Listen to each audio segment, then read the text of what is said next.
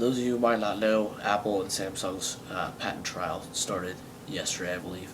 Uh, so I just kind of want to fill you in from what I know so far. Apple is, if you don't know already, is basically going after Samsung, trying to prove that Samsung copied pretty much everything that Apple's ever made, basically. Not everything, but they're going after Samsung for a lot of stuff, saying that they copied the iPhone, they copied stuff like the iPad and other things. Just a bunch of designs that Apple's made that they want to try and prove that Samsung copied. So one of the things that they are really going after them for is the design of the iPhone. One thing that came out of this, Apple said that they originally, the design of it was so complicated that they almost shelved the idea of the iPhone entirely, just because of how complicated it was going to be.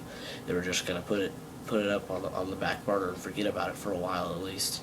And thankfully they didn't, because everybody loves iPhones now. But so they're trying to prove that Samsung, is infringing on their patents. But the way I see it, I think that Apple's kind of out of line here, just in my opinion, because Apple is patenting literally everything that goes into a device, every feature, everything that happens inside one of their devices.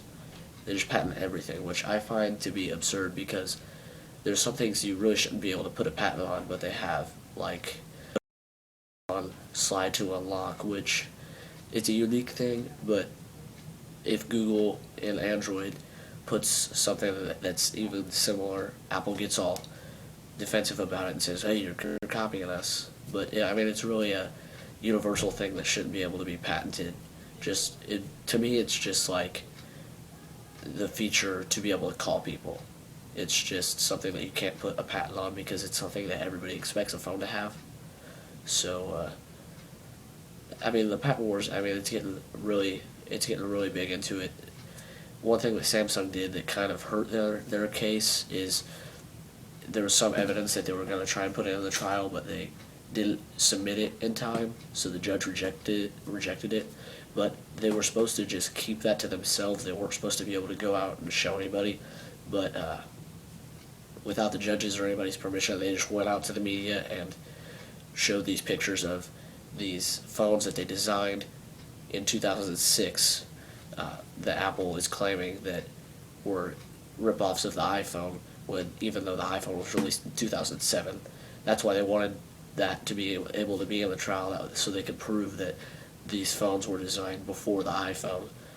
Some of them anyway. Some of them afterwards, Apple is saying, like the Galaxy S3 and the Galaxy S2 and stuff like that, infringes on their patents. So I want to know what you think. If you think it'll go Samsung's way, or if it'll go Apple's way, or you hope it'll go. So thanks for watching, and see you later.